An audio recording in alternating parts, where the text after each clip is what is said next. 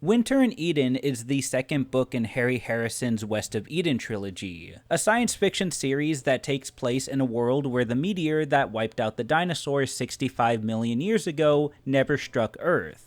As a result, two major groups of intelligent life forms emerged. The human-like Tanus descended from New World apes in a landmass known as Gandasi, and the highly advanced Yilane, a Saurian species based in Entoban and are derived from tylosaurs, a prehistoric aquatic reptile from the Cretaceous period. I covered the first book months ago, and if you haven't watched that video already, I do recommend you watch it before watching this video. It shouldn't take you too long, the video is only an hour and a half long, but if you're too lazy to go through the entire video and you don't mind going into this one kind of blind to the world of West of Eden, then here's a quick recap. The first book depicts the first contact between the Tanu and the Yilane, which, as you can already expect, was not a pleasant one, and quickly ends up leading to conflict. Eventually, one of the groups of Tanus are attacked by the Yilane, who use their living gun-like weapons called Hazotsans to take down the hunter-gatherer group, who are only fitted with spears, bows, and arrows. There are few Tanu survivors, but one of them is Carrick, which is our main character. Here, he is a young boy, and instead of killing him, the Yilane take him back to their city, Alpeasak, to study him. For the next several years, Carrick spends with the Yilane as a prisoner to the Ayista, or queen of the city, who goes by the name of Vayente, and he begins to grow accustomed to their culture, language, and just general way of life, and in the process, slowly forgetting his roots as a Tanu. Then one day, Carrick meets his long-lost uncle, Haralok, who manages to convince him to escape the Yilanes and leave with him to rejoin his Tanu tribe. He succeeds in this, but it's not long before the Yilane are hunting them down with the intent to wipe out their entire species. However, the Tanus now have an advantage. Carrick, who grew up with the intelligent Saurians, uses his knowledge of them to their benefit, and the Tanus become victorious in many battles against the Yilane, but the war rages on. The Tanu travel around the continent in search of a safe haven away from the constant dangers and battles, eventually meeting and forming an alliance with another Tanu tribe called the Sasku. Together, the two groups follow Carrick in their attempts to fight the Yilane instead of running from them.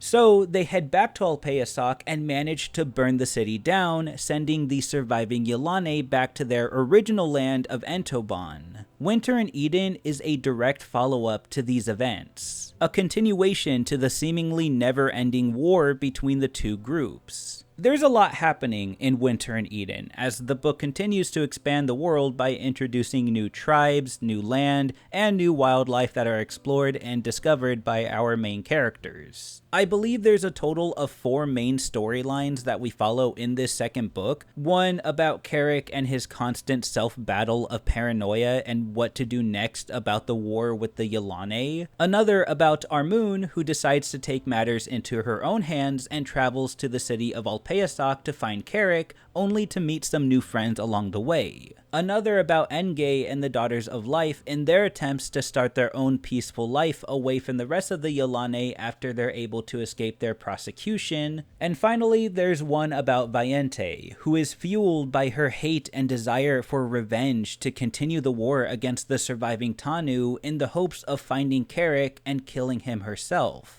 The war against the Tanu and the Yilane continues, but how will this affect the future of both species? What's to become of either group? Let's find out. The story begins exactly where the first one left off. The surviving Yilane, including Engay and Vayente, have managed to escape on an Uruketo back to Entoban, much to Haralok's dismay. He isn't too happy at the fact that Carrick had let Engay go, because to him, and pretty much every other Tanu, all murgu are the same, therefore deserve the same outcome, that being death. But Carrick insists that Engay is one of the few that only want peace, and that if the rest of the Yilane race is willing to listen to her about the events that had taken place in Gandasi, there's a chance there could finally be an end to the war. but Haralock isn't convinced. Their argument is interrupted by one of the Sasku men who tell them that there are a couple of murgu survivors among the now burnt down city of Alpeasak. But Carrick keeps anyone from killing them, as he wants to talk to them first before he decides what to do with them. Also, I totally forgot to include this in the first video, but I want to mention it real quick because I found it very interesting and I have nowhere else to put it. So I'll just talk about it now. A huge plot point in the first book was that the general Yilane population had very little, if any, knowledge of fire, since they're conditioned to a life where fire simply wasn't needed. The only ones that would know anything about fire are the Yilane scientists, and even they seem to have rudimentary knowledge of it. During one interview on his official site, Harrison was asked about his choice for having the Yilane being generally unaware about fire, and he was questioned whether or not a society as advanced as the Yilane could really function without it. Harrison goes on to say that he and one of his consultants, more specifically Leon Stover, who was an anthropologist, got into an argument about this because Harrison was convinced the Yilane society didn't need fire, whereas Stover tried to explain to him that you couldn't have a society at all without fire, and it would be unrealistic for him to exclude it. However, Harrison would ultimately make the decision to make the Yilane oblivious to fire after reading an article about a snake that had wrapped itself around a heating tube to keep warm, but had accidentally fried itself to death in the process simply because they liked the feeling of the heat but were unaware of the dangers of too much heat to the point where it can kill you. It's not specified, but I'm assuming the snake was probably a captive one, which would definitely make more sense to it being unaware of too much heat, but I digress. Bottom line, Harrison's logic was, if the concept of fire and overheating can be alien to a snake in our real world, why would it be unrealistic for that same concept to be alien to an advanced society in this fictional world where they didn't really have a need for it? That being said, the Yilane are supposed to be very intelligent, and it's not like they're being held in captivity away from the natural way of life, and fire and heat are a natural element, so yeah, in reality this probably wouldn't have worked out the way Harrison wanted it to, but that's science fiction for you. Some logic is dropped for the sake of the spectacle, and you know, sometimes that's alright. Going back to the story, it turns out the surviving pair of Yilane were males inside the Hanale, and as much as everyone else wants to kill them, Carrick pities them since, unlike the females, the males were harmless, and sees to it that they aren't killed. However, he's surprised they aren't dead, because if you remember from the first video, we talked a little bit about the physiological nature of the Yilane, and how they have that hormonal mechanism that attacks their hypothalamus if they're in a situation where they're being rejected or forced to reject their usual way of life, which results in death. A good example of that is if a female Yilane is rejected from her city. Her hypothalamus gets overloaded, leading to fatal consequences. The same thing should theoretically happen in this case where their city has been burnt down, but these males have been unaffected. Carrick guesses it's due to the fact that the males aren't as affected by this hormonal mechanism as the females, because the males are already pretty much rejected by the rest of the Yilane race. In case you don't remember from the first book, the nature and culture of the Yilane males is that they're only useful to the females for reproduction. When they aren't at the birth beaches, they're locked up in the Hanale, which is a structure that's specifically meant to house and protect the males from the outside world, and they typically stay in here for the rest of their lives, partaking in arts and crafts like painting, sculpting, singing, and so on. Of course, this could also be Harrison's way of backtracking on the logic a little bit to make things work out in the favor of these males, because, spoiler alert, they play a pretty bigger role later on in the book. But that's just a half-joking, half-speculation thing. Anyways, these two surviving males were Imahei and Nadasuke, and because of their harmless and almost childlike nature, Carrick can't bring himself to allow any of the Tanus near them, for that would almost certainly lead to their death, so he orders them to stay in the Hanale for now.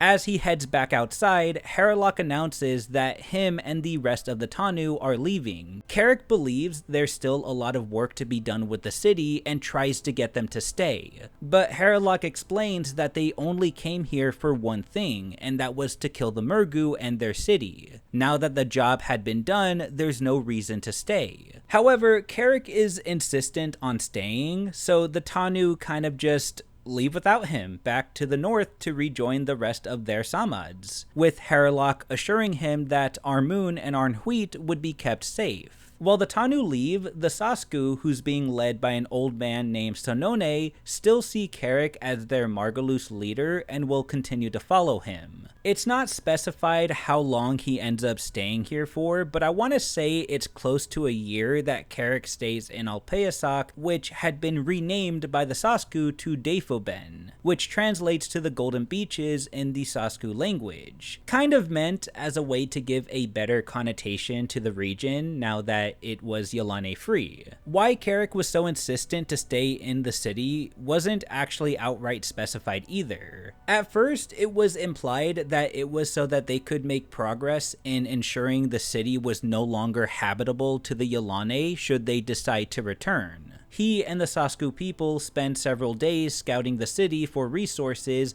At one point, they find the pit that holds all of the Hazotsan babies that Carrick wants to collect and take care of so that they can continue to grow into the weapons that they need in order to survive in the south. Sometimes he tends to the male Yilane survivors in the Hanale, feeding and even conversing with them as he's the only Tanu that would be comfortable around their presence. They stay at this place for so long, the Sasku men end up moving their families over to the city since it seemed like it was going to be a long-term stay anyway. But eventually, his reason to stay so that they make Defuben uninhabitable for the Yilane becomes fizzled out as winter gets closer and closer. At this point, even Carrick begins to question why he decided to stay. Could it be because he's still having a hard time leaving the region he grew up in and was most familiar with? Or maybe he wants to be sure the Yilane never step foot on Gandasi ever again. Maybe he feels the disposing of the city fell on his shoulders given his connections with the Yilane race. Maybe he's having a hard time leaving because this is where he feels the most at home in. Then, for the first time in a long time, he starts to think about Armun and Arnhuit again, thinking to himself that he should go north to go grab them and bring them back to stay in the city with him. However, he realizes that the time to do this had already passed, as winter was well on its way. By the time he went all the way to the north to bring them back, they'd be stuck right in the middle of it, which would almost certainly lead to their deaths. So he tells himself that next spring he will go and collect his Samad and bring them back to the Yilane city.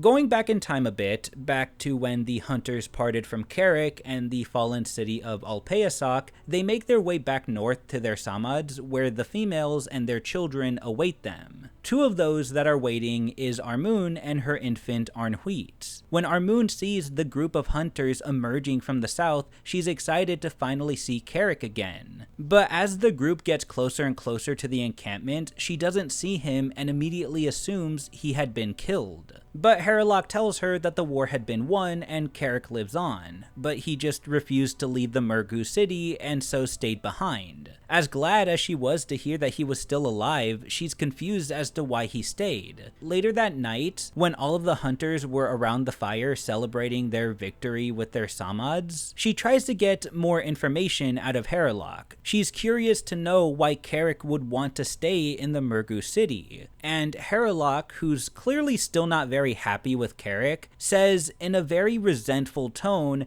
that maybe he stayed because he felt more like Murgu than Tanu, as he had spared some of the Murgu after the burning of the city. With that, Haralock refuses to say anything else and returns to his tent, much to Armun's frustration. She attempts to get information from another hunter who fills her in on the events that occurred back at the city. how they had gone to burn it all down, how they chased down the surviving murgu heading towards the beaches, how Carrick refused to let Harrowlock kill one of them and proceeded to let that one go, how after everything had settled, there were the 2 murgu survivors that he also refused to let any of the Tanu kill. The hunter tells her that there was a bad feeling between Carrick and Harrowlock when they parted ways back at the city, and the events that played out most likely contributed to that. But this just leaves her wondering why the hunters were so quick to just turn their backs on him, even after all they had been through together. But there wasn't much she can do. All she can do now was keep herself busy for the coming winter and wait for Carrick's arrival. This wasn't too much of an obstacle for Armun. As the first book covered, she's used to being an outcast from her own people due to her hair lip deformity. So her being alone, or at least somewhat alone, given she has Arnhuit now, was nothing new. In fact, because she's experienced in being on her own, this results in her being more capable to fend for herself than most of the women in the Samads. This is made more obvious after she runs into a little boy one winter evening. This boy, whose name is Harl, was actually introduced in the first book. In the first book, during the Tanu's first venture as a group into the south, Harl had gone hunting with his bow one evening and killed a bird. That bird was an owl, and in Tanu culture, it was forbidden to kill. However, this owl was not a normal owl. It was a murgu owl that had one of their living cameras wrapped around its leg. So Harl had inadvertently done a good thing, at least according to Armun and Carrick. However, word that Harl had killed an owl had got out and soon reached his father, who becomes so angered with his son for doing this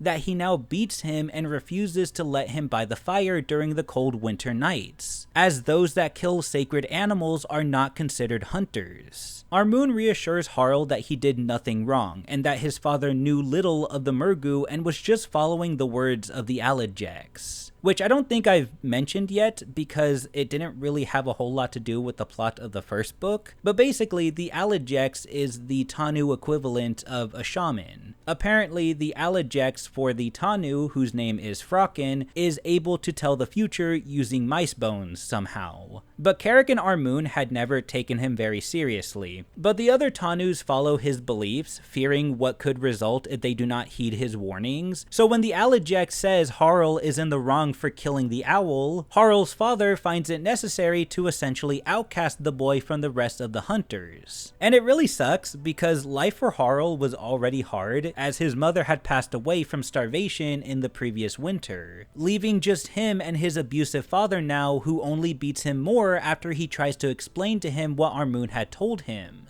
This makes Armun pissed. And like I said before, unlike most of the women, Armun is capable to stand up for herself, and actually stacks up against some of the hunters pretty equally in terms of size and maybe even strength. When Harl comes back to her tent, she lets him stay there until his father comes looking for him. He orders Armun out of the way, but she stands her ground. Harl's father tries pushing past her, but to everyone's surprise, this only results in Armun socking him right in the nose. So for the Tanu, it's not against their customs for the hunters to maybe sometimes hit their own women, but it is against their customs to beat women that is not their own. So Harl's father just stands there and doesn't know what to do in this situation. And in his confusion, Armun takes advantage and just greets him with more punches until he runs away like a little bitch. From this point on, Harl stays with Armun, who clearly has more care for the boy than his own father does. And no one, not even Harl's dad, goes against this decision. More time goes by, winter passes, along with spring, and soon, summer is upon the Tanu tribe, and still, Carrick has not shown up.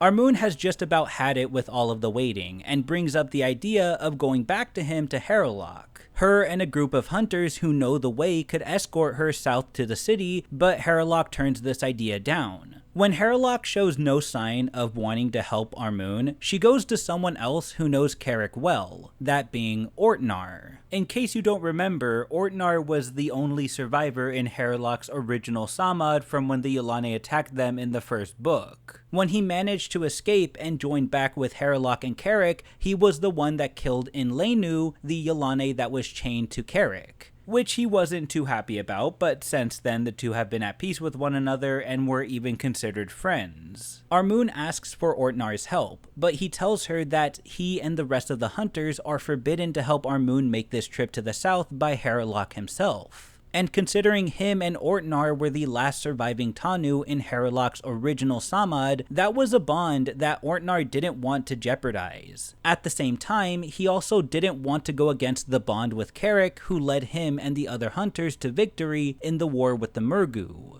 So he makes a compromise with Armun. If she assures him that she's able to make this trip on her own, he will tell her how to get to the Murgu city in the south where Carrick is and supply her with all of the resources she'll need for the trip. With that, she prepares for the trip by getting Arnhuit and Harl ready for it. Ortnar then gives Armun his Hazotsan and the easiest direction to follow to get to the city. Armun finally leaves with both of her boys, and it isn't for a couple of days until people notice she's missing. When they finally figured out that she had left to meet back with Carrick, Haralock had sent some of the Tanu hunters after her, but to no avail. She prepared for these contingencies and managed to hide her tracks well as she made her way towards the south. But one thing that might prove to be a difficult obstacle was the upcoming winter. As the years went by, summers were becoming shorter and shorter, and winters were arriving earlier and lasting longer. She knew the trek wouldn't be an easy one, but as she and the kids pushed on, the terrain, the weather conditions, and her fatigue would slow her down, leaving not much ground being covered as the days went by. But she didn't let this stop her, and she continued forward, and for days she slowly made her way towards the south, but things were beginning to go wrong. The first signs of winter were appearing, and the cold temperature ended up killing the Hazotsan, which is their only means of protection against the large wild Murgu of the south aside from her spear. But the spear wasn't nearly as effective as the Hazotsan, so without that, they were left in a very vulnerable position. But they had gone too far to turn around now, so she kept going.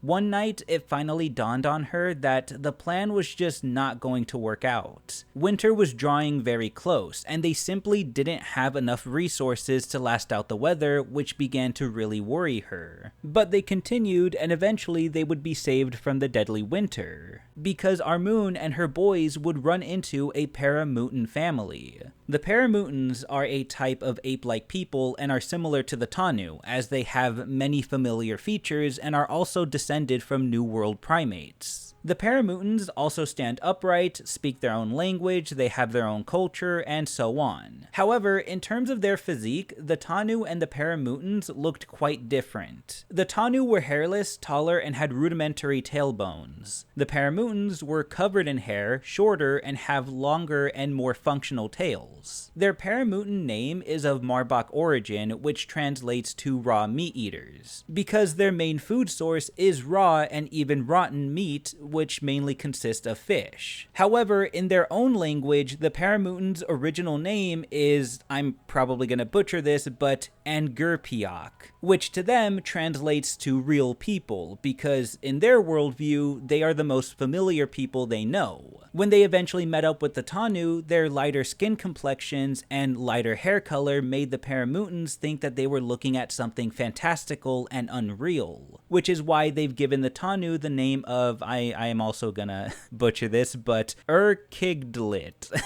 I don't know if I said that right, but yeah. Anyways, this word translates to fantasy people. But at this point in the story, they were already somewhat familiar with the Tanu, as the two groups had met before. And the Paramutans are generally friendly and welcoming people, so when Armun and her boys pull up and see them for the first time, the first thing the Paramutan family do is offer them water. Armun and her kids get along very quickly with the Paramutan family, which consists of a male whose name is Kalalek, his female partner, which I believe her name is pronounced Anga Jorkok, I don't know, and their boy Kukajuk. So the reason why I got all of the names pretty much correct in the first book, and in terms of their pronunciations that is because I read through the audiobook. Well, I listened to the audiobook, but I ended up finding hard copies of Winter in Eden and Return to Eden, which is how I read those ones. So I didn't spend money on the audiobooks because I figured, hey, I got hard copy. I could just read that.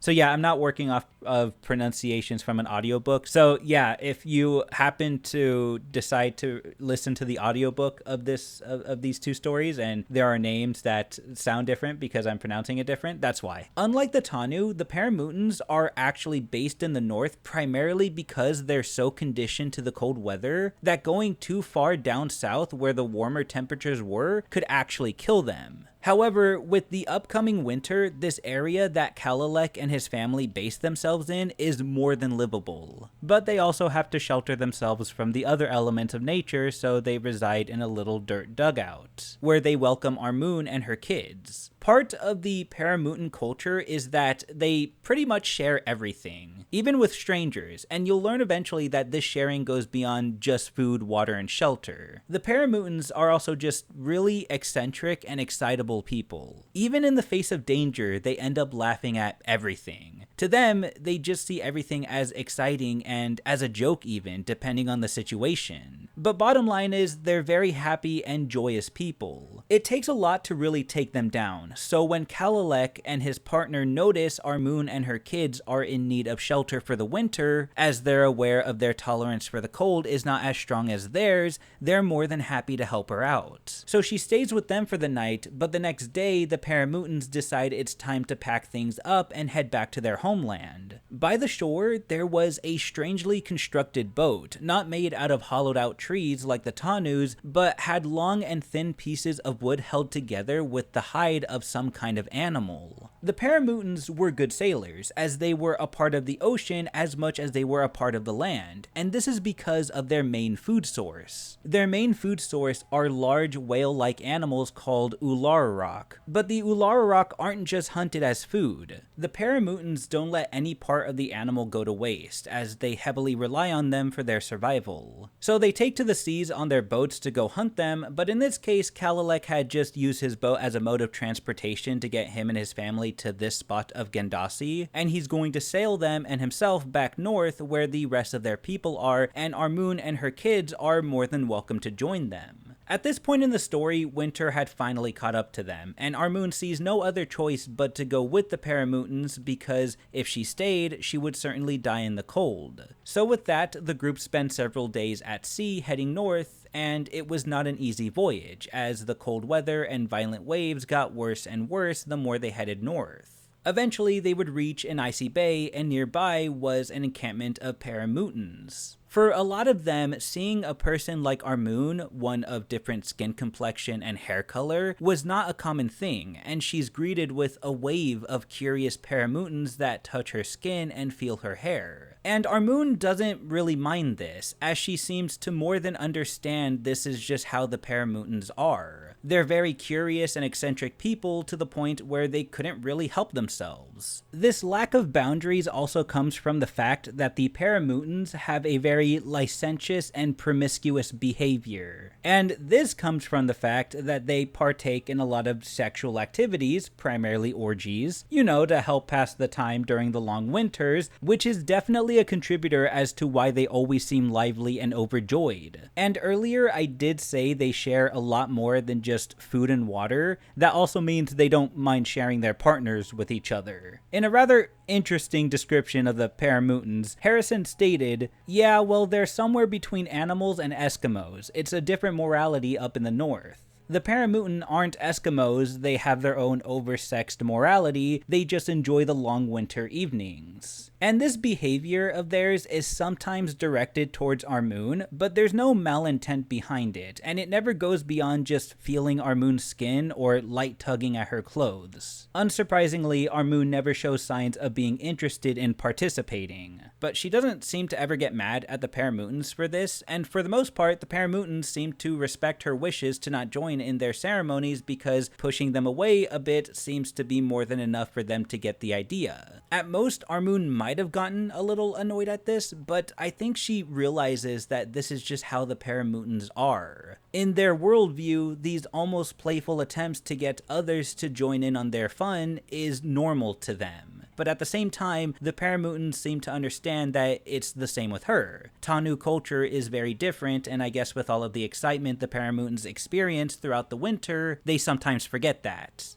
Bottom line is, the Paramutans mean no harm and are depicted as very friendly people towards newcomers. More than anything, Armun is very appreciative of their hospitality, and with this, she was certain that her and her boys were safe for the winter and everything was going to be alright. Going back to Carrick though, things take a turn for the worst. In this point in the storyline, winter is also finally hitting Deifuben, but this isn't the problem. One morning, while Carrick was on a walk towards the beach just for the sake of his own leisure, he notices one of the Sasku men posted there as a guard had fallen asleep on the job. He and Sonone had enlisted guards to keep watch at the beaches throughout the day just in case the Yilane ever decided to come back. When he tries to call out to the Sasku to wake him up though, he notices something about the hunter that completely terrifies him. Sticking out of the side of the Sasku guard's neck was a dart from a Heizotsan. He wasn't sleeping, he was dead. He heads back towards the city, but on his way he finds the small group of Yilane, only 4 of them that were most likely there just to scout the area. Among the 4 that he spots, he sees a very familiar face, one that instills nothing but hatred and anger in him. For the first time in almost a year, he finally sees Vayente once again. He raises his Heizotsan and takes aim right at Vayente, but right as he goes to shoot her, one of the unsuspecting Fargi that's with her steps in front and takes the dart instead. Vayente turns around and sees him, and immediately she recognizes him. In her own rage and hatred, she lets out one word: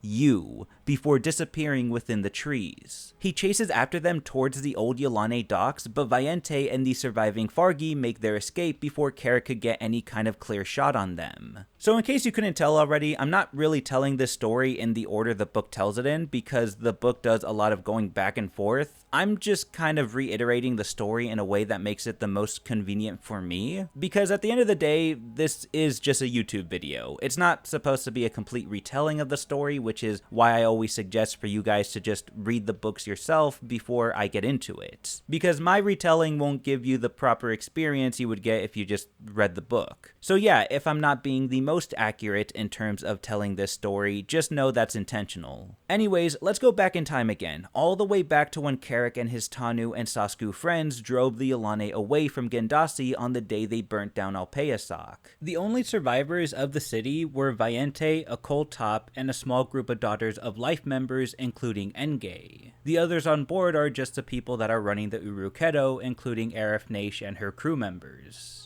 Okoltop and Arifnash were characters that were actually introduced in the first book, but I felt like their presence didn't really affect the overall story, so I didn't even bother introducing them. But Okoltop is one of the Yilane scientists whose main characteristic is that she's really fat. And I'm not joking, literally no one is afraid to call out that characteristic when they're describing her in conversation. Arifnash is the captain of the Urukedo that the survivors were able to escape on. Her course was towards Entoban, to a Yilane city known as Ikolmenet, which if you look on the map the book provides, you'll notice that Ikolmenet is actually an island towards the north of Entoban. Vayente tries to get Arifnash to change the course to go to a city that was actually in Entoban, but she declines this request, which just goes to show how far Vayente had fallen from her initial stance of power. She's no longer in the position to command or even politely request anything for herself. And this, coupled with the surviving group of what she calls the Daughters of Death that she's forced to share the Urukedo with, makes her very angry. She believes that they all should have died with the city that day, but this did little to affect Enge. To her, she's completely disowned Vayente as an infensile, as Enge blames the burning of the city on her constant attempts to hunt down and kill Carrick and the rest of his Tanu tribe. There were 5 daughters that survived the burning of Alpeasak, including Enge, and during the voyage, the group had to be careful of the rest of the Yilane on board, especially Vayente, because if you don't remember, the Daughters of Life are despised amongst the rest of the Yilane population simply because they don't like their beliefs. So any Yilane that is found to be a member of the Daughters of Life group are imprisoned and forced to live out the rest of their lives in hard manual labor. But because everyone here is still in shock of the events that had occurred in Gandasi, the daughters aren't treated as prisoners during this voyage. But eventually, when they finally reach Entobon, they sail past a city on their way to Ikolmenet. Here, the daughters sneak off the Sorogetso while the rest of the passengers are sleeping and swim their way to that city. When Vayente and the rest of the crew wake up to see them gone, she's enraged and tries to order Arifnaish to turn back after them. But she doesn't have any authority here. She's no longer the Ayista, and as long as she was on Arifnaish's Sorogetso, Arifnaish was the captain, and her commands are that they continue forward towards Ikolmenet. Furious, but also knowing there is nothing she can do for the moment, Vayente bides her time. But then something strange happens. So there was actually another survivor from the burning of Alpeasoc that I totally forgot to mention. It was a male Yilane, and during this entire voyage, Akoltop has had this male Yilane with her that she rescued from the Hanale back in Alpeasoc, and she had his arm in a tight grip, much to his pain and discomfort. It's almost as if Akoltop is in this comatose state as she just continues to hold the male's arm, completely ignoring his moans of pain. But Vayente realizes what's going on. As I explained earlier with the Yilane's hypothalamus and how when they're rejected from their city or forced to go against their own beliefs, the book describes that that part of their brain gets overloaded and they die almost instantly. There are different examples for what can actually trigger this to happen in a Yilane's brain, but one of them is when their city dies. To a Yilane, their city is everything. It provides for them, it supports them, it lives for them, therefore the Yilane become bound to that city. Without a city, a Yilane is nothing, and if a Yilane is nothing, then their survival is futile, therefore leading to the triggering of their overloaded hypothalamus, but this isn't necessarily the same for all Yilane. For example, when it comes to Arifnaish and her crew, they aren't bound to one city. Their lives are out in the seas, commanding and running their Sorogetso. For the Daughters of Life, their religion is more important than their city, not to mention the fact that everyone already kind of hates them, so being rejected by their own kind or watching their city die really has no effect on them. For Vayente, you'll come to learn that her motivation to stay alive and avoid this triggering is her hatred towards the Tanu and her desire to kill Carrick. For Akoltop, though, despite the fact that she was also not necessarily bound to one city since her work takes her to many, she was still worried that she may be a victim to this fate. And in turn, her comatose state is a result of her literally fighting to prevent that triggering by her own will to live. And she's so focused on it that she ignores her surroundings, including the whining male. Then Vayente pries Akoltop's hand off of the male's arm and then proceeds to mount him and, has her way with him, right in front of Akoltop. Why? I don't really know why Vayente decided to do this. Maybe the power complex that she clearly has needed to be satisfied since no one else will follow her commands. Or maybe there's a different reason that I overlooked, but this event would be crucial for Akoltop's survival because the following day, she was completely fine and back to normal. And she thanks Vayente for saving her. Akoltop explains to her that she had saved the male because she thought his survival would help. But it wasn't until Vayente had taken the male from her and took advantage of him when she finally snapped out of it. In her words, "I saw you magnificently alive, so feminine that I took strength from you and knew that my death was averted. I thank you for my life, strong Vayente." With that, Akoltop is so grateful that she basically tells Vayente that she will do whatever she commands. No matter what, she was her Ayista. And Vayente, who clearly loves to have authority and power, liked the idea of this. And a new idea begins to sprout in her mind when they finally reach Ikolmenet, and she sees the city is not in the best state. As in the distance, she notices the snow-capped mountain on the island, indicating that it was only a matter of time before the cold weather reached this part of land, ultimately forcing the Yilane that inhabit this island to leave. And already she is thinking of ways she she could use this to her advantage. One thing the second book does is that it gives a bit more information as to why the Yilane decided to even build a city in Gandasi, and it's because of this reason. Much like how the Tanu have to deal with the longer and deadlier winters and shorter summers, the Yilane were facing the same issue back in Entoban.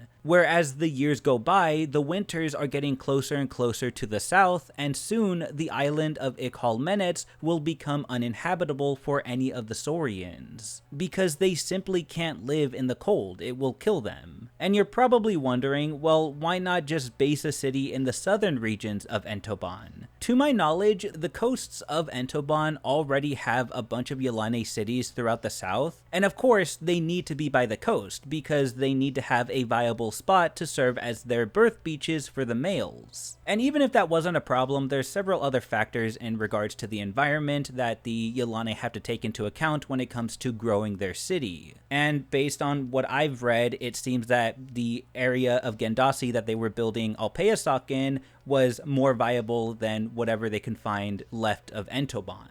So traveling overseas to establish new territory as their home is a safer bet for their survival, and the southern coasts of Gandasi were perfect for everything they needed. When Vayente learns more about this, it makes her even happier because she only sees this as better for her own plans. And it seems like she won't have to wait too long to see these plans out, because already she's being requested to be seen by the Ayista of Ikolmenet herself, whose name is Lanefanu, so that she can report of the events that had occurred back in Gandasi. Vayente goes immediately and fills her in on pretty much everything that had occurred in the first book, or at least everything from her perspective that she knows. The killings of the males on the birth beaches, the ambushes and battles made against the Astuzu, the burning of Alpeasak, and everything in between. And this is where her plan really starts. She tells Lanefanu that all of these events have made her more knowledgeable towards the Astuzu, and she now knows what they can do to stop them,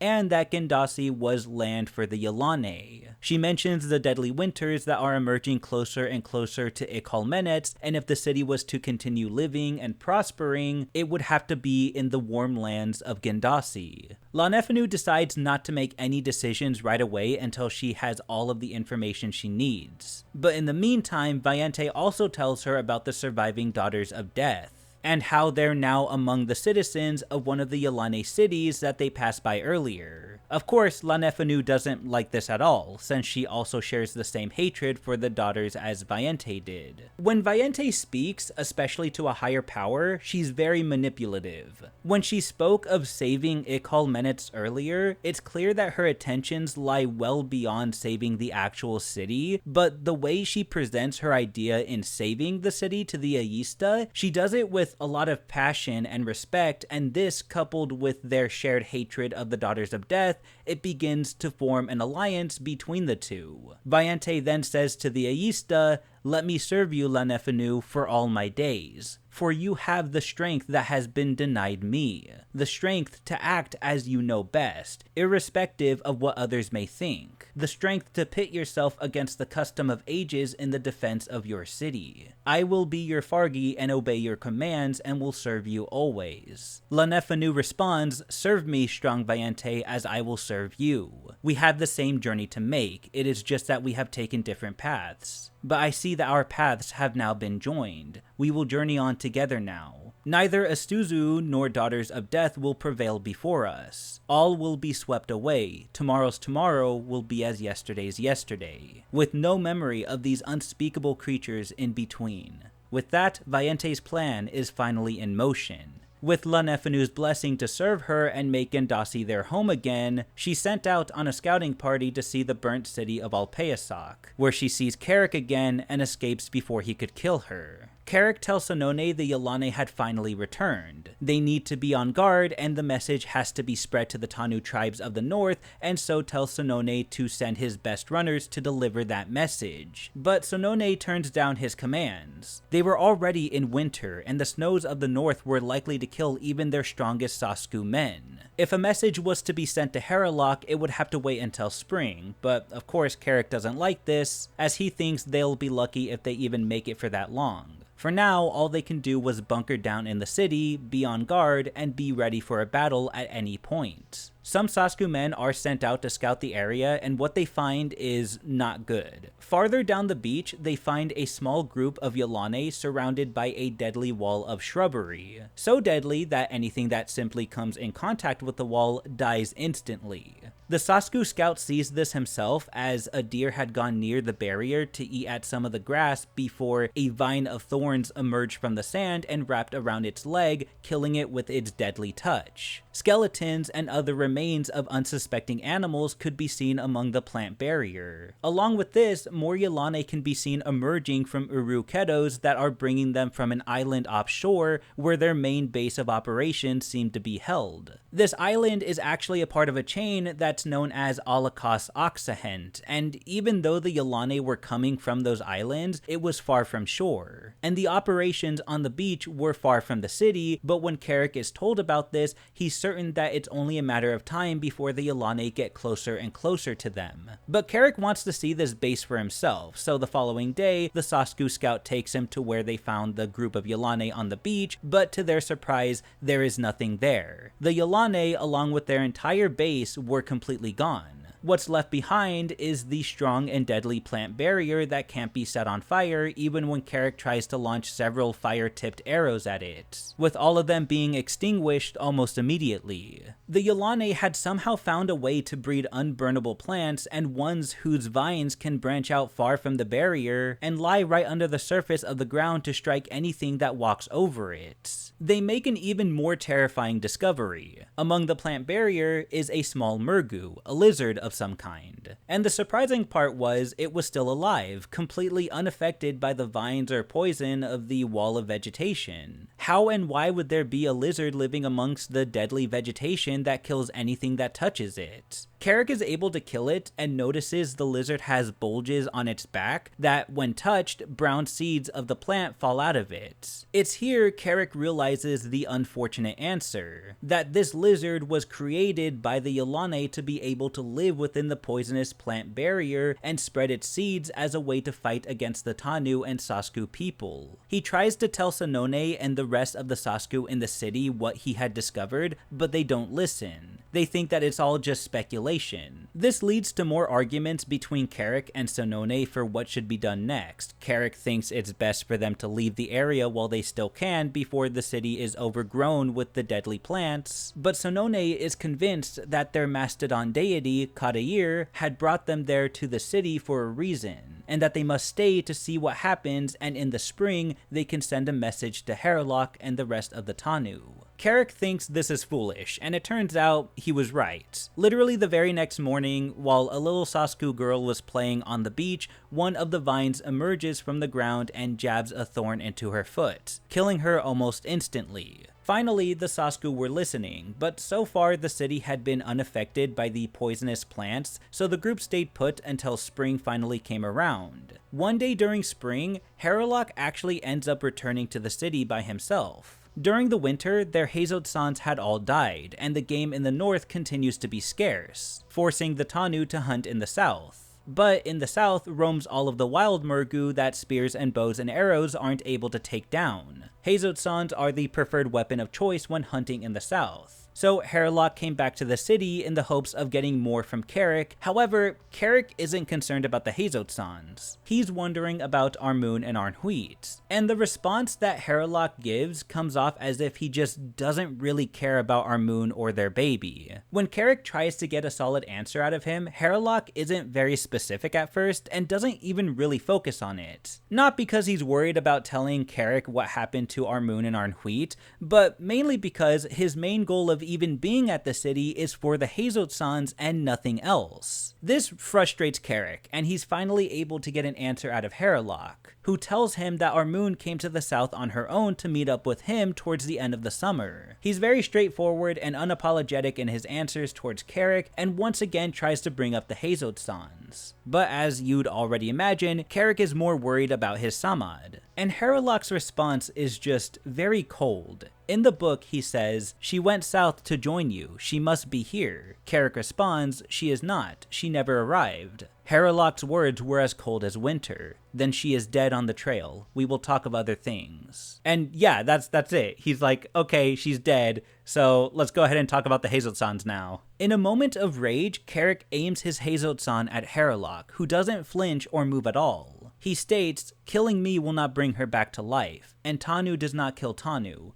There are other women. Jesus, Harrowlock just doesn't pull any punches with his straightforward answers, and even if Carrick disagrees with this statement that there are other women, he knows that Harrowlock is not to blame. The only reason Armun came down to the south was because he had taken too long to go back north. He realizes that if anyone was at fault, it was him, but there was nothing that could be done about it now. Focusing back on the Hazeltsans, he makes an offer to Harrowlock instead. Since the Yilane were back, the city needed to be defended once again. The Tanu can have their Hazeltsans if they help guard and defend the city. And even though he's not too happy about this offer, Harrowlock goes back north to bring the idea up to the other Samads. Eventually, it was decided that the Tanu hunters would follow Carrick's demands for the Hazeltsans and stay in the city for as long as they possibly could. Among the hunters was a familiar face. It was Ortnar. Ortnar talks to Carrick about Armun and even has some good news. He fills him in on all of the details that we already know, that she grew impatient and wanted to head south to meet up with him but was rejected by Harrowlock, how she sought out Ortnar for help instead, and against his better judgment, he let her go down south alone, even if it was against Harrowlock's command. He then explains to Carrick that he ended up telling Harrowlock about this and was punished for disobeying orders. Out of anger, Harrowlock struck Ortnar in the head very hard to the point of knocking him out. Not only was Ortnar hit, but he had been kicked out of his Samad as well, which was not an easy loss for Ortnar, considering he and Harrowlock used to share that bond of being the only survivors of their old Samad. But that bond was now broken, and all that Ortnar feels is guilt that he let Armun go alone to the south and regrets not going with her. Carrick is actually very understanding of this, and even appreciates Ortnar for willing to help Armun when no one else would. But then, there's a glimmer of hope. He had told Carrick that he had gone off south on his own to try and find them or any traces of them, and asked many hunters he ran into if they had seen her. But he always came up empty-handed except for one encounter. He ran into a hunter that had traded with the Paramutans of the north and had heard through the word of this other hunter that the Paramutans had spoken about a woman of similar qualities to that of a Tanu, one who had children with her. After finding this out, Ortnar had to travel south to tell Carrick, who wastes no time to prepare for the trip up north to find her. Ortnar decides to tag along to help Carrick since he is no longer a part of any Samad, and he wants to redeem himself for not going with Armun initially. But before the two leave, there's one last thing Carrick has to take care of. Throughout the book so far, Carrick had been taking care of the two male Yilane, who he's kept in the Hanale this entire time for their own safety. But as time went on, Carrick would continue to visit the Hanale to feed and even converse with them. When he first met Nadasuke and Imahei, they were whiny and always wailing and complaining about their situation being in a half-burnt Hanale and being ordered by the human Carrick. But when they would converse with each other, a sort of friendship began to form between Carrick and the two Yilane males. They'd talk about their days in the Hanale, singing songs of sadness and making art. They show Carrick a sculpture made by an old male Yilane friend of theirs, of which they call a nenetesk, which is the Yilane word for triceratops. But now that he has to leave for the north, he doesn't wish to see them die at the hands of the Tanu or Sasku, who were likely to run into them in his absence. You know, in the first book, I had explained that the Tanu were the ones that drew first blood in the conflict with the Yilane. If you don't remember, it was Carrick's father, Amahast, that had killed those Yilane in the southern beaches of Gandasi all those years ago that would start and lead to everything that has happened so far. If I remember correctly, I explained the reason why the Tanu reacted the way they did was because of a natural hatred they had towards the murgu, but I don't remember explaining it beyond that. In the interview with Harrison that I keep referring back to, he actually gives a bit more context as to what this natural hatred towards the murgu is supposed supposed to represent. In the interview, he's explaining the brutal and grim society of the Tanu. You have the ragged-ass hunter-gatherers who are being forced south by the oncoming ice age, and they meet these horrible aliens who want to eat them and shoot them and kill them, and they hate them on sight. Jack Cohen, the biologist, had a terrarium in the middle of his house with snakes and lizards and all kinds of things. He had this gecko and held a handkerchief in front of it, and snap, snap, snap, it'd bite pieces out of it. And he said, "Aren't you afraid of them?" I said, "No." He said, "You're one of the few people who isn't. Aren't you afraid of anything, spiders or snakes?" I said, "No, I had absolutely no fear of snakes or spiders, but Tom Shippey was absolutely white. He couldn't go near these mothers." So when these two races meet, they have Tom's reaction. On seeing each other, they hate each other. That's their motivation, and the story gets moving out of the interrelation of the two.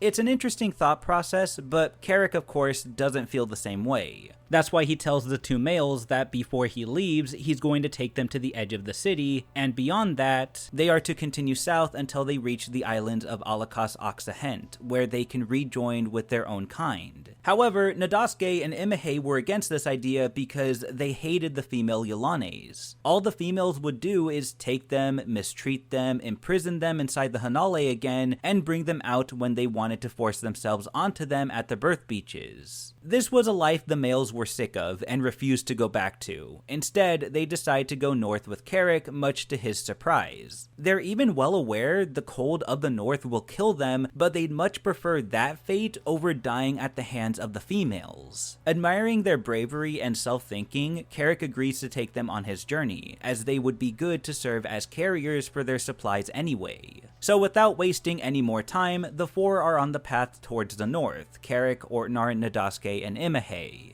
The dynamic between Carrick and the two males is honestly really funny. Despite their friendship, Carrick gets really annoyed with them at times. At the start of their trip, they were more than willing to go north. But after they're fitted with the backpacks holding some of the resources and have to walk a great distance throughout the day, they start complaining and moaning and wailing, and I kid you not, they start saying things to the effect of, "Man, death is better than carrying all of this weight and doing all of this walking. Hell, the birth beaches are better than this. The Hanale is where we belong. We shouldn't be out here doing all this work." And Carrick responds by basically berating them, saying things like, "Act like males, quit acting like worthless Fargi, quit being a little bitch," and then he just backhands them. Okay, that last part was a joke, but imagine if he did that. That'd be kind of funny. And the whole thing is funnier because, like, Ortnar is just there listening to Nadasuke and Imahei moaning in exaggerated pain, and he's like, what's their deal? Because he's just not at all familiar or even comfortable with the presence of the Yilane. But he's now a part of Carrick's Samad and will follow his orders, including not killing the males. Despite all of the whining, Carrick still doesn't wish to see his friends die from the cold winter. So he finds a spot by a lake that he decides he's going to leave Nadasuke and Imahei at, much to their dismay. But him and Ortnar spend some time to make the place safe, hunt food for them to keep them stocked, and even teaches them how to use a Heizotsan, as he planned to leave one behind for them for when food supply is low and they were forced to have to go hunting. He also teaches them how to fish in case hunting becomes too much of a challenge for them. He helps them build shelter and warns them of the dangers of the south and what to look out for to avoid being killed by the wildlife or recaptured by the female Yilanes. Along with this, he also says that he plans to come back to them when their journey is complete. With that, there's nothing else Carrick can do to keep these two alive. The rest was on them. Frightened but obedient, the two males stay behind at the lake while Carrick and Ortnar continue north.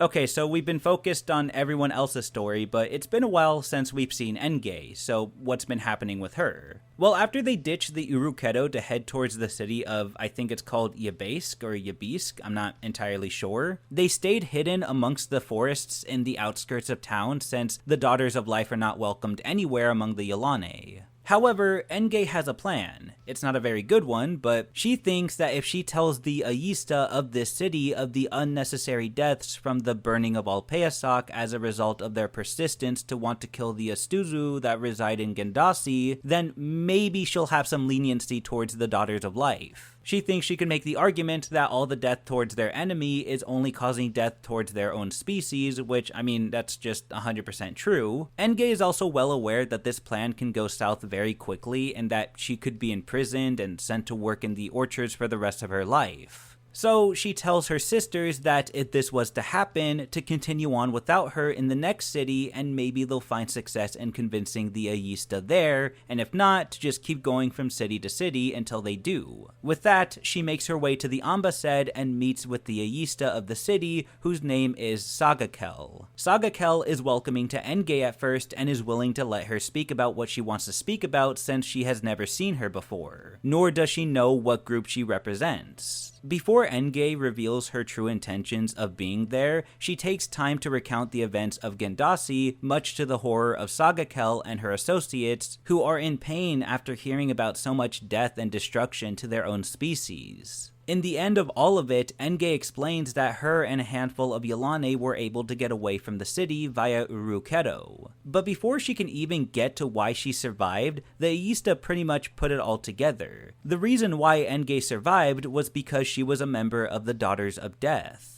Enge's plans had failed, as she sent away to the groves by the Ayista after figuring this out. But before Enge is taken out of the building, a Yilane scientist named Ambalasi comes into the Ambassade to tell the Ayista that she's actually interested in studying the Daughters of Life group. Her reason for this, according to the book, is the teachings of the daughters relate directly to our biological selves, which in turn relate directly to our very existence. But this only angers Sagakel, who not only rejects Ambalasi's request, but pretty much kicks her out of the city as well. Which doesn't bother the Yilane scientist because, 1, she's not bound to this city, her work takes her to many different places, and 2, she was already planning on leaving the city anyways. But she doesn't want to give up on the opportunity to study the daughters because she seems to have a genuine interest in them. So she just ends up making things worse for herself with the Ayista. After the Ayista pretty much says, "Get the hell out of my city," Ambalasi just responds with, "Fine, but I'm taking Enge with me." And as Sagakel is telling Ambalasi to leave and never return, she proceeds to insult the Ayista, which really sends her over the edge, and basically says, "Fuck you, send them both to the groves." But little does Sagakel know, this was Ambalasi's plan all along. You see, she's so determined to study the daughters that she got herself in trouble on purpose so that she could get imprisoned with them. However, that's not where the plan ends. Turns out, she had this whole heist planned out to break the daughters out of imprisonment.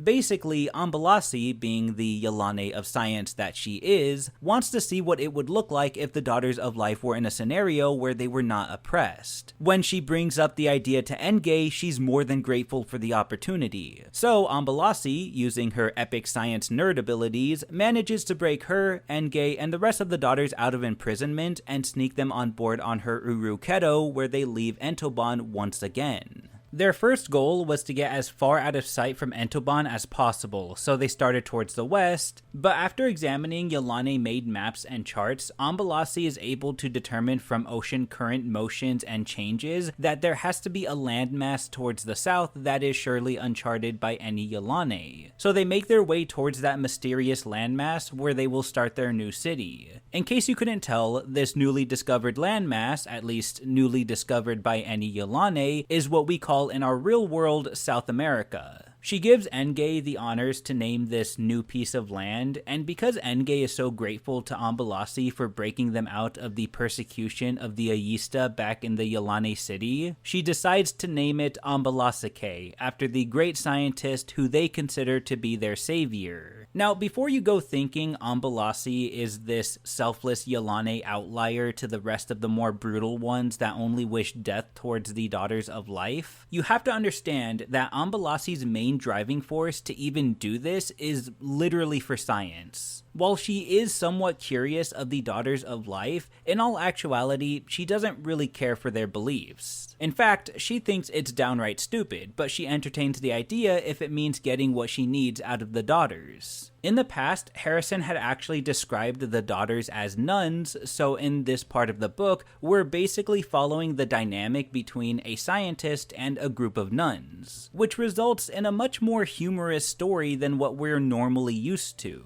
If you don't remember, the first book was very bleak and grim, and it was filled with so much war and death and depressing themes and many moments that left a sense of hopelessness to the reader. But this second book is a bit of a contrast to that in certain parts. Yeah, it's still a serious story with plenty of what I described from the first book, but as we progress through it, you'll notice that this specific storyline with Enge and Ambalasi is especially humorous. To give you an idea, there's a lot of banter between the daughters and Ambalasi, and when they finally reach the new landmass, she tries to get the daughters to help get the process started to plant the seed of their new city, which takes a lot of work. They need to explore the ecosystem, they need to find a food source, make sure the land is viable for the city to thrive in, and so on. But the daughters are low-key kind of lazy. Despite claiming how much they're grateful to have their own city, they certainly are in no rush to get it started because they keep getting distracted. They don't listen to basic orders, there are points where they come off as completely oblivious and even kinda dumb. They spend more time entranced with their own beliefs and philosophy and how it applies to everything they do, to the point where it low-key feels like they're using it as an excuse to not work. And through all of this, Ambalasi makes no attempts to hide her disdain for the daughter's incompetence, save for Enge, who's proven herself to be the most hardworking and attentive out of all of them. Part of the daughter's religion is that they follow the principles of an entity they call Uganenapsa. And at first, Ambalasi is willing to humor the daughters and let them go on their long tangents about how this great force that they consider to be their teacher leads their lives through their set of principles, but you'll notice that as we progress through the story, the daughters just love referencing Uganenapsa in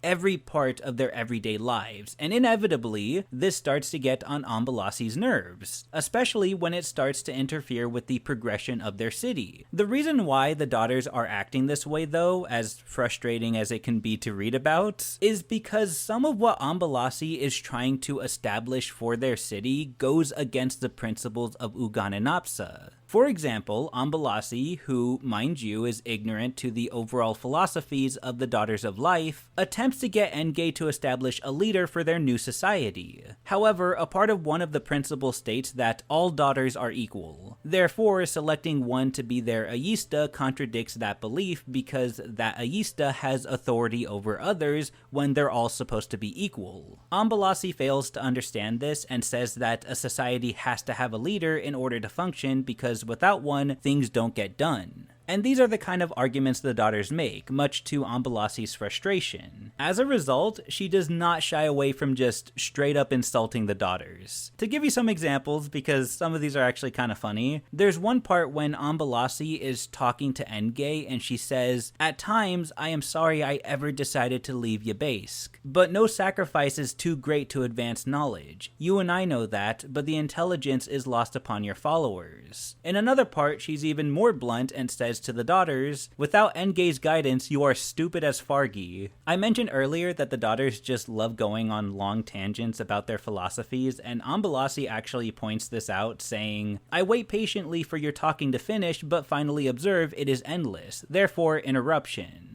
Literally, that's what she says, therefore interruption. I don't know why, but that phrasing of those words is just kind of funny to me, therefore interruption.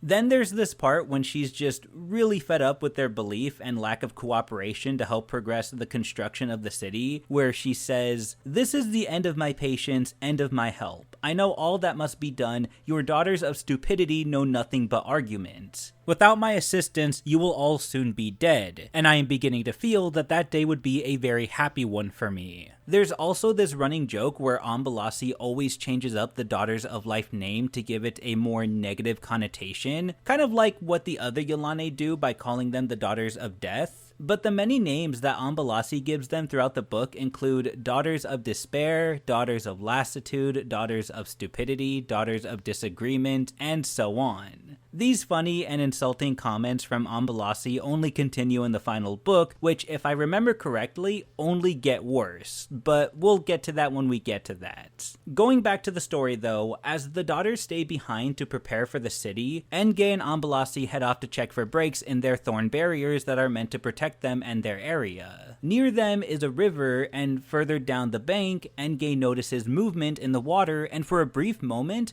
a head breaks through the surface before disappearing back into the river. She then tells Ambalasi that even though it was only for a second, she's almost certain that the creature that poked its head out from under the water was an El-Lininiel. I forgot if I mentioned it in the first video, but in case I didn't, the El-Lininiel is basically a baby Yilane, more specifically when they're in their early stages of still swimming in the waters full time before transitioning to land. And at first, Ambalasi thinks this is impossible, confident that they were the first Yilane to reach this landmass, but then she started thinking about it a little bit more. And it turns out she's not completely wrong. They were the first Yilane from Entoban to reach this land. However, who's to say the Yilane species were exclusive only to Entoban? This could be the case for the inhabitants of Ambalasake as well, where they are a group of Yilane that branch from the ones we're most familiar with and managed to find their way to this warmer landmass they now call home. They explore a little bit more around the area when all of a sudden, a random Yilane comes from behind a tree and shoves a large spider in Ambalasi's face. Enge is able to shoo it away, and Ambalasi quickly realizes that even though they were attacked by a Yilane, it was clearly a different variant. Although almost identical, there were differences between themselves and the one that attacked them.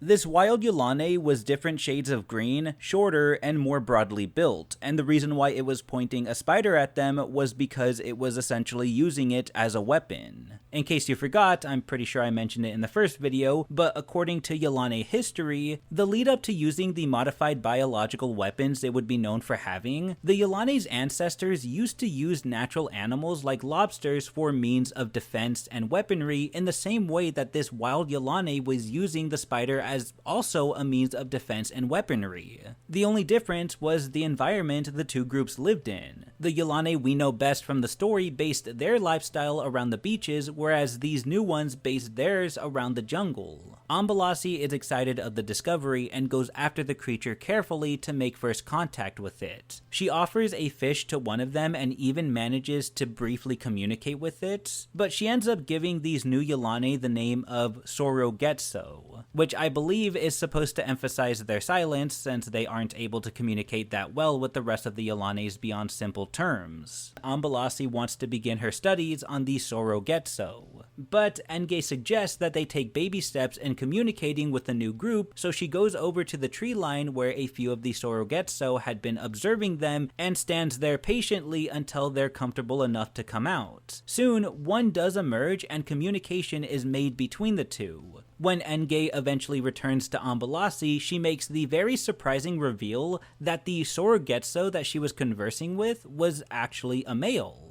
Ambalasi is in complete disbelief of this idea, but Enge continues to explain that certain gestures of threat from the Sorogetso included revealing its male parts to her, which leads Ambalasi to come to the conclusion that this could also indicate the males were the dominant ones in their tribe, which is a thought that she has a hard time accepting at first. You see, to the Yilane, the natural way of life is that the females were the dominant ones because of their intelligence and the fact that they were the source of life for their species. To them, anything that was male-dominated were considered to be a lower level of intelligence. So to see that the Sorogetso, who were still Yilane, were male-dominant felt unnatural to her. But eventually, she came around to the idea that it was still possible, regardless of how she felt about it, and her and Enge continued studying and communicating with them. Slowly but surely, progress is made between the two groups, but eventually the overlap starts to concern Ambalasi. One day, as she goes over to the enzyme vats, which is where they keep their food and is where some of the daughters are supposed to be running the stand, she notices that, unsurprisingly, they aren't running the stand, and instead, in their place, are a few Sorogetso doing their jobs for them while they sit in the shade relaxing.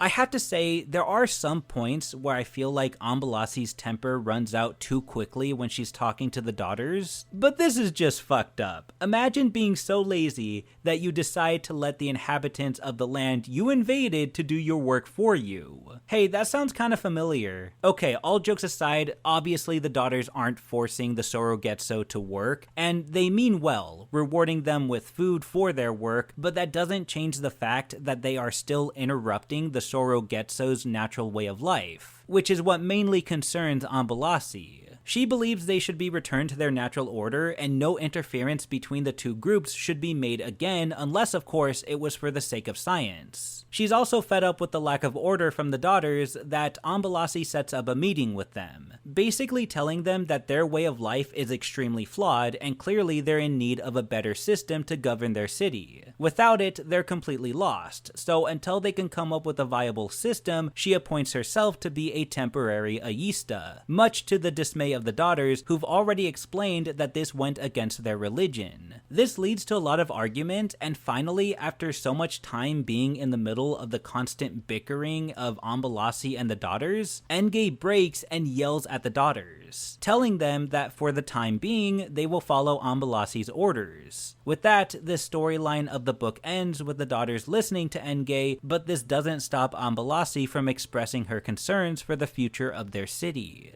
Going back to Carrick, him and Ortnar continue their way north, and things were starting to look bleak for them. As usual, winter came early, and the more north they went, the harder the travel was. Their food supply began dwindling, and the weather became violent as they were hit with a blizzard. Luckily, they managed to find shelter in a cave near the shore where they waited out until the weather calmed a bit. When it did for a brief time, they looked outside and noticed something in the distance out at sea. It was a boat surely belonging to the Paramutans.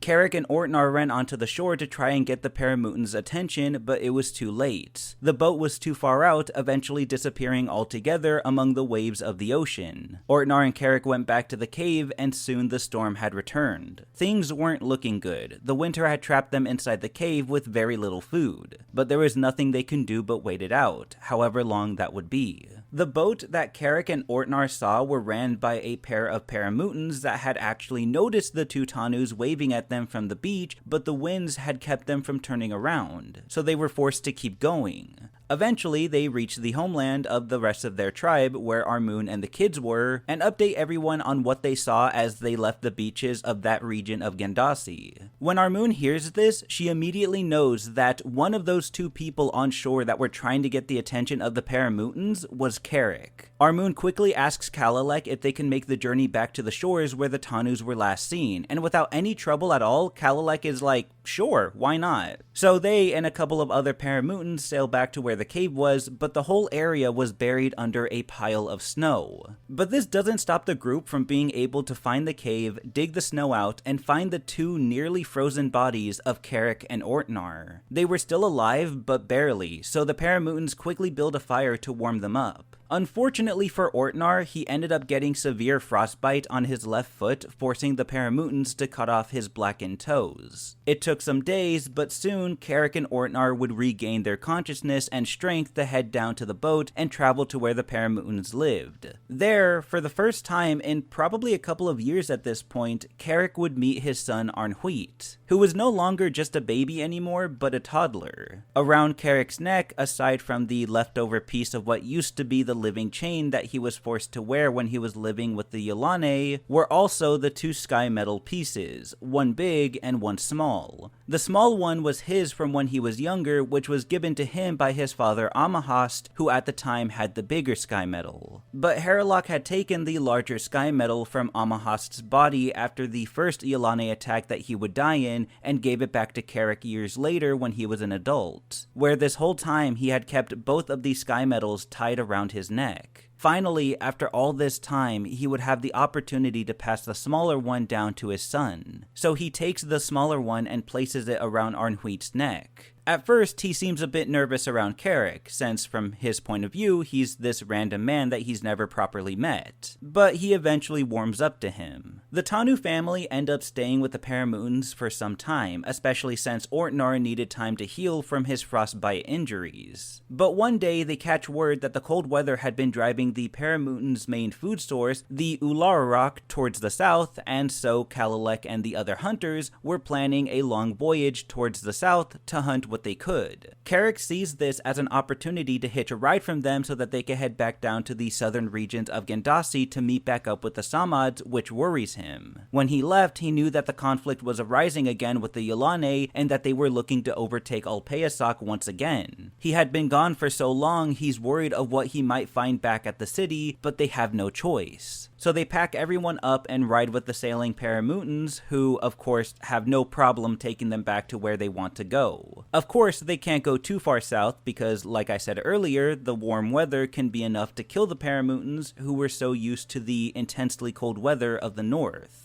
As they make their trip down south, they notice something concerning at the shores that causes them to land the boat so that they can investigate. It was a dead mastodon, and when Carrick goes to inspect the corpse, he finds darts stabbed into it from a Hazotsan that surely belonged to Yilane, who had attacked from the water. They decided to end their sailing trip here and continue on foot, much to the concern of the Paramutans, who at this point had been filled in on what the murgu were and what they're capable of. But Armun insists for them to head back north, and with that, the two groups part ways. Carrick follows the tracks left behind from the Yilane that had killed the mastodon, which leads them to a destroyed encampment and a dead Sammad, the only survivor of the attack being a little girl around 8 years old named Daras, who was clearly traumatized from the attack, which left her silent and scared, but the group takes her in. After witnessing the aftermath of the attack, Carrick is almost certain that something had happened in Defuben and was eager to find out. The plan from here was to go back to the lake where he had left Imehe and Nadaske, not only because the area in general is safe for them, but also because there's food and Hazotsans there that they can use. But Carrick has no idea if Imehe or Nadaske are even alive. He had left them after teaching them what he could to survive on their own, but he wasn't entirely sure if they had made it. He would finally get his answer when he reached the area he left them in and sees that both had managed to survive well on their own.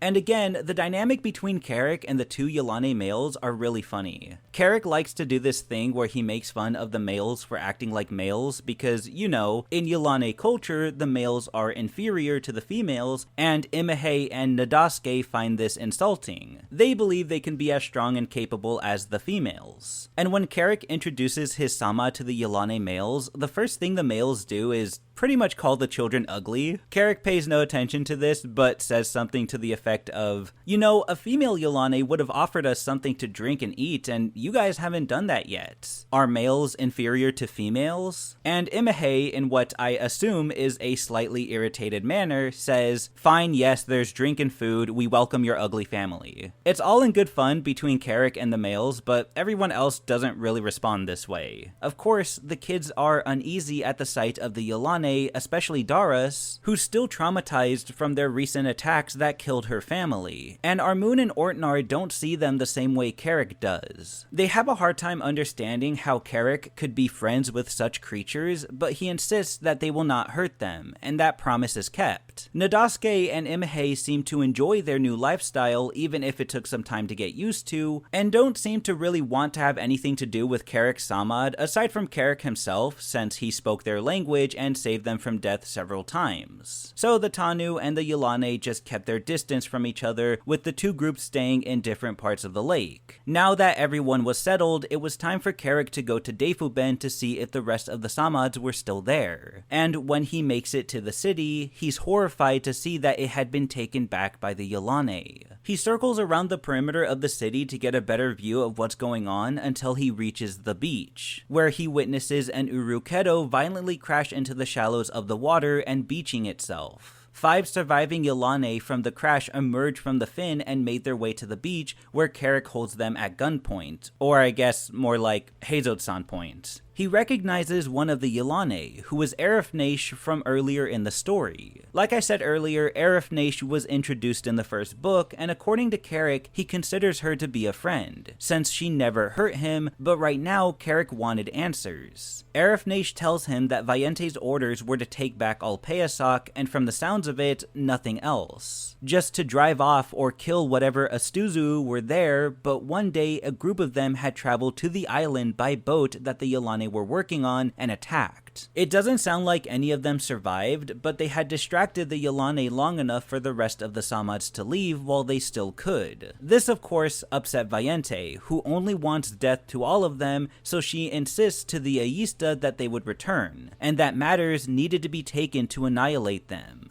The Ayista listens not because she wants war, but because she's convinced this is what needs to be done to preserve their city in Gandasi, which she's desperate to obtain since the winters were catching up to the islands of Ikolmenet. But it's obvious that Vayente isn't after the Astuzu just for that reason, but also because of her own personal hatred for them, especially Carrick, for everything she feels they've done to her. So she's willing to go through extreme lengths just to complete her own goals, even at the expense of many Yilane and Fargi lives. And the effects of that have become clear to Arif, who begins to question Carrick why Vayente is so adamant in killing the Astuzu even after the city had been gained back. It's parts like this in the book that makes us kind of sympathize with the Yilane a bit. As alien and brutal as they seem, you can't help but feel bad for the ones that end up being collateral damage in this war between them and the Astuzu. I especially feel bad for Arif in this part because it's clear that she was just following orders, which ended up getting her Uruketo killed. And the Uruketo is not just a boat to her. She trained and fed this animal, she commanded it out at sea for years, she knew it well. In the same way a Yilane is tied to her city, Arif was tied to her Uruketo, and now that it was gone, she and the rest of the survivors only had their city left, and were desperate to get there, which leads to a small scuffle that results in Carrick shooting 3 of them.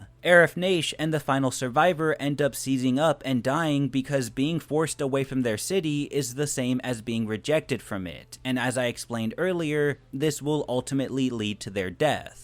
Carrick wastes no time to clean up the scene as he erases any evidence that he had been there at all, making it seem like they had all died in the Uruketo crash. Then he makes his way back to the lake to try and make a plan for what to do next. Before she died, Arif had also told him that Vayente was planning to go after the surviving Sammads that were no doubt back in the Sasku Valley. But what could be done? It seemed like no matter what they did or how hard they pushed, it was all the same. This feeling would leave Carrick in a state of worry and despair. When he returned to the lake, he and Arnhuit would go visit Imehe and Nadasuke to return the Hazotsan that he had borrowed from them for his trek to the city. As he did this, Arnhuit had also spoken to the males, but to Carrick's surprise, it was not in Marbach, but in the Yilane language. It may not seem like a big deal at first, but you have to understand that Carrick is literally the only one in this world that is able to speak both in the languages of Tanu and Yilane. And because of that, he felt very alone, especially since that second language was a part of a race of creatures that the Tanu heavily despised, to the point where we actually see small instances of discrimination towards Carrick for being associated with them like that, even though it was completely against his will. But now that his own flesh and blood was able to speak the language as well, he felt like he was no longer alone, and in that sense, their bond as father and son only grew stronger.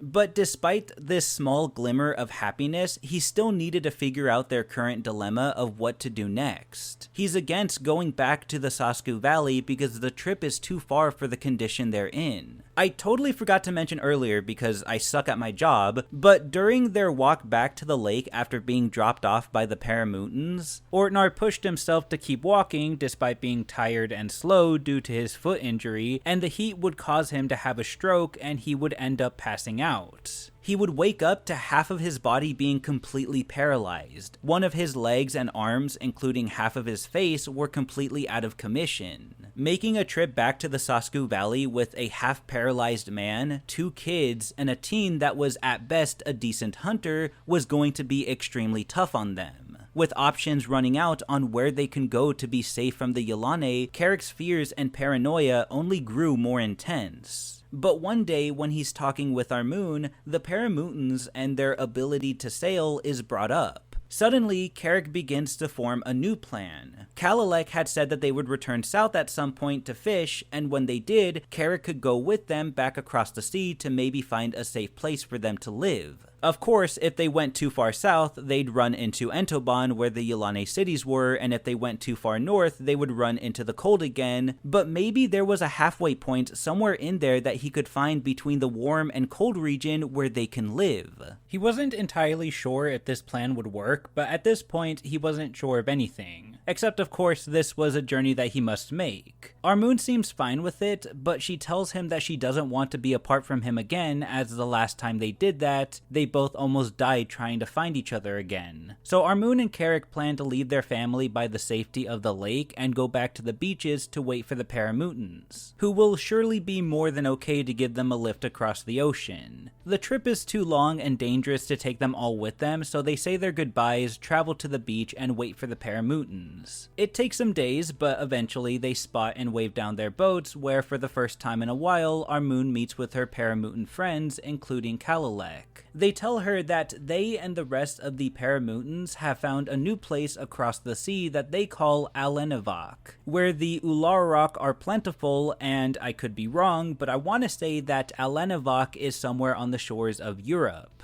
And as expected, the Paramutans are happy to take Carrick and Armun with them to this new land, which takes several days to get to. But in time, they reach it. Carrick assumes it must be a suitable place for people to live, one that has good hunting and no Yilane in the area, but this doesn't ease his tension because while he and Armun were safe from the Yilane, the rest of the Samads weren't. It's clear that this starts to eat at Carrick. While Armun doesn't seem to really care about what happens to the rest of the Samads, Carrick is the opposite. It's almost as if he feels like their safety is his responsibility, and if they die, that's a lot to have on his conscience, but it always goes back to the same question. What could he do? He wouldn't be able to bring them all to this land, and even if he could, there were signs that showed that Alenivak was also falling victim to the harsh winters. They arrived to it during midsummer and snow could still be spotted around the area. This may be good for the Paramutans who were built for this weather, but this might not be good for the Tanu.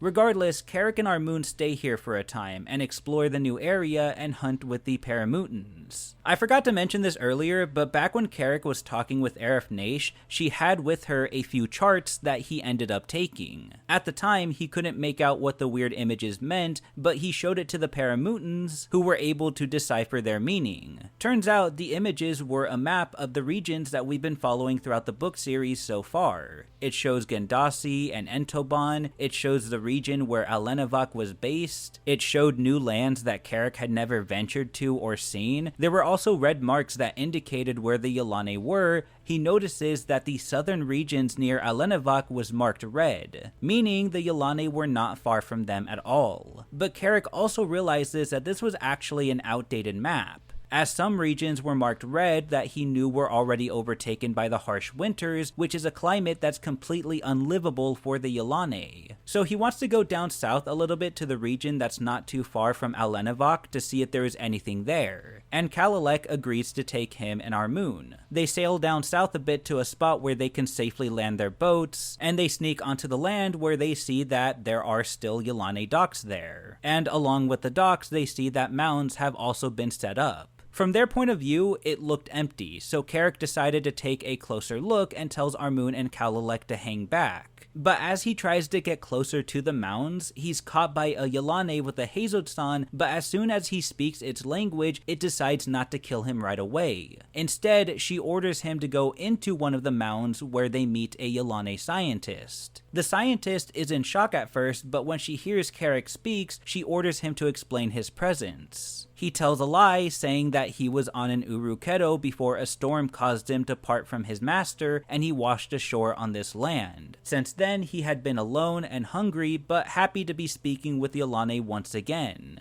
After some time, another Yilane, one of higher authority that's not specified, comes into the mound and everything is explained to her, though she seems to suspect that something is not right here and orders the guard to kill Carrick. This results in a struggle, and soon Calalek and Armun rush in and help kill the Yilane. After they cleared out this mound, Kalilek wasted no time clearing out the others. Just like the rest of the Tanu, the Paramutans have this natural hatred for these strange creatures. Because when he first came into the mound to rescue Carrick, Kalilek made no hesitation to throw his harpoon, one that he uses against the Ulararok, full force straight at the Yilane guard, killing her almost instantly. They head back to the boat to begin their journey back north, although Carrick seems more interested in going south to Ikolmenet. It was these Yilane that wanted to invade Gandasi, so maybe if he can do something there, that could help increase their chances of winning, but of course he didn't know how he can do that. If this latest event had showed him anything, it's that peace by being peaceful was not an option. When Carrick was captured, he showed no signs of even wanting to harm the Yilane and tried to be as peaceful as possible, and yet his death was still ordered, and would have been seen to if Armun and Kalilek did not show up when they did. This continues to stress Carrick out. He feels that there is no way to win against the Yilane, nor was there anywhere to go. They were surrounded, if not by the deadly Saurians, then by the harsh winters. There was nowhere to go except certain death.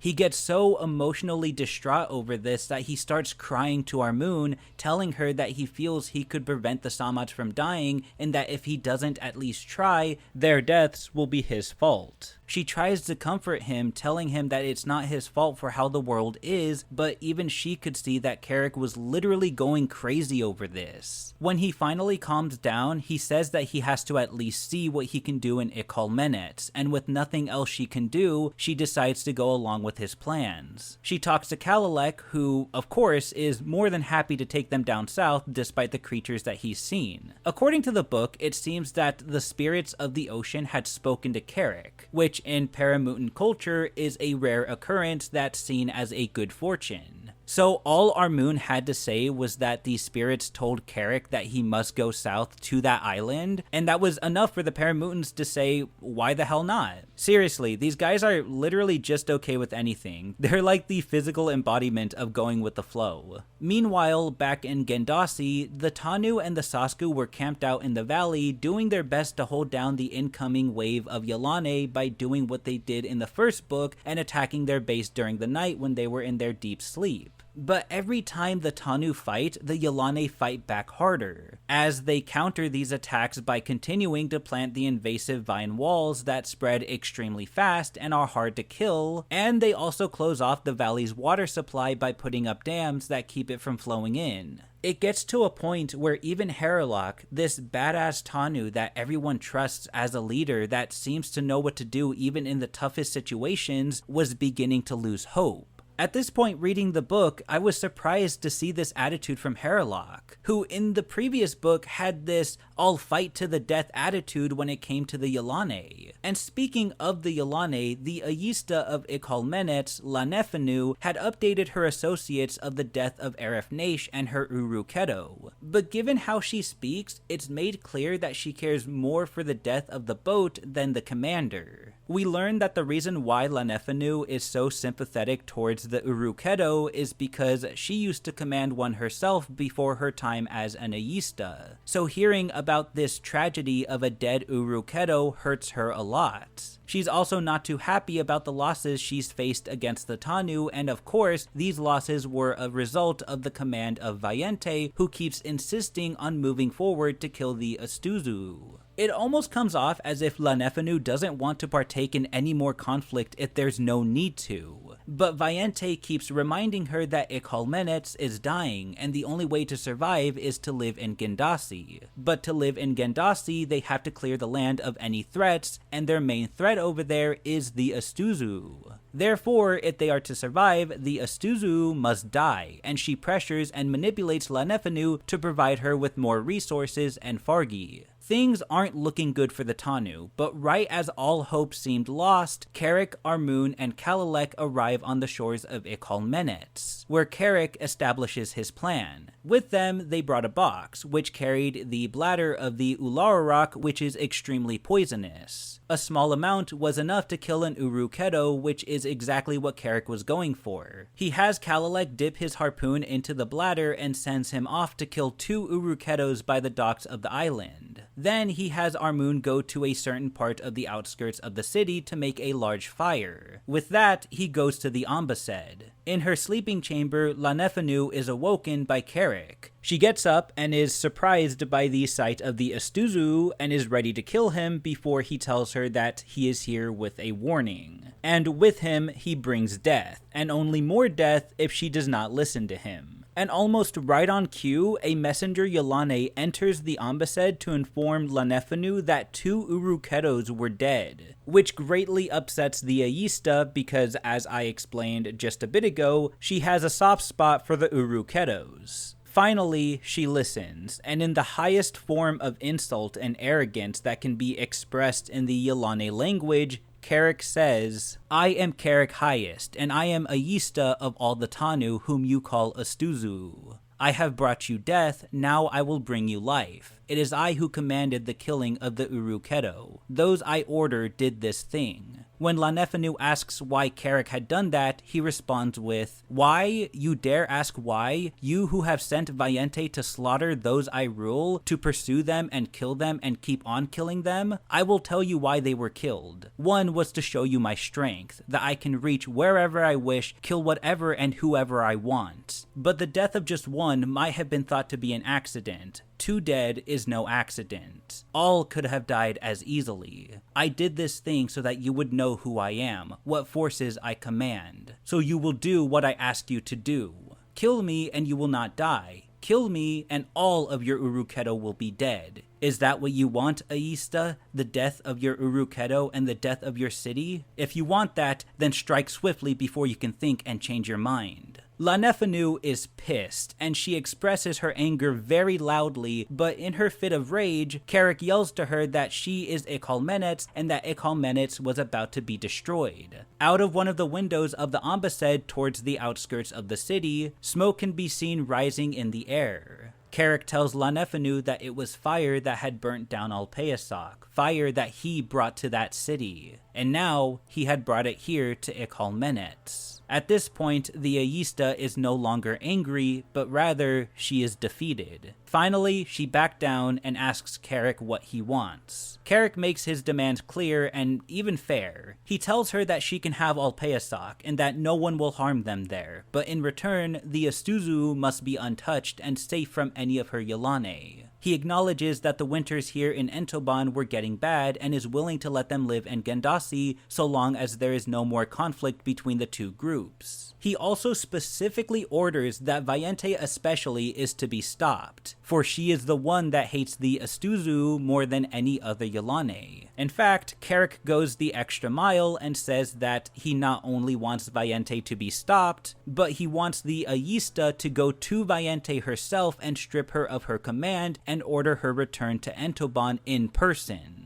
And on top of all of that, he takes his sky metal piece off of his neck and gives it to Lanefanu and tells her to show it to Vayente. She'll know what it is and who it's from, because he wants her to know that it was him, Carrick, that stopped her from her plans. With that, he leaves the ambassade, and outside of the building, a bunch of Fargi and Yilane had crowded around to see what was going on, and when Carrick stepped out, they all moved aside as he walked out of the city to meet back up with Carrick and Armun.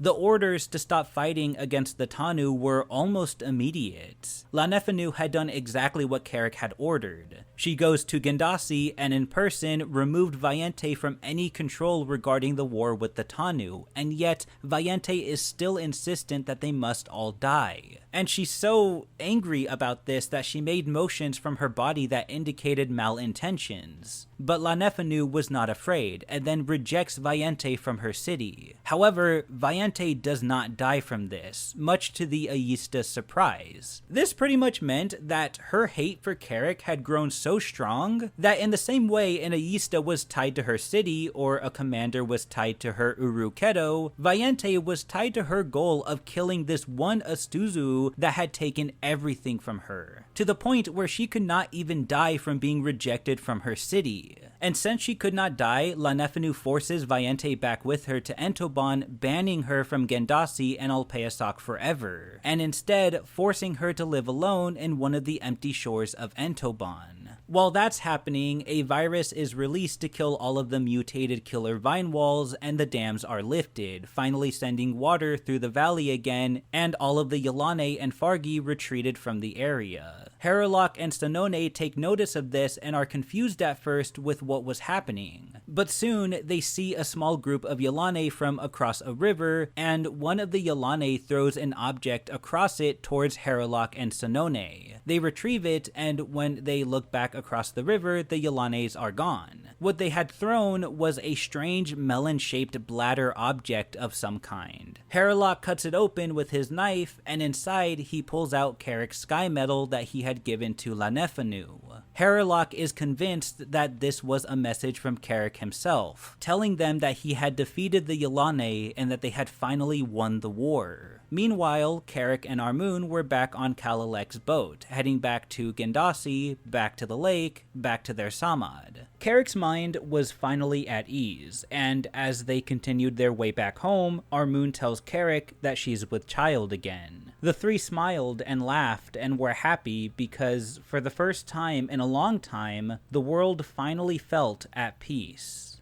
But the book ends focused on Vayente, who was left behind on one of the empty shores of Entoban. As the sun sets, she stares off at the sea, completely alone. The only thing she has left to keep her going being the hatred she holds for Carrick, and to her, that was enough.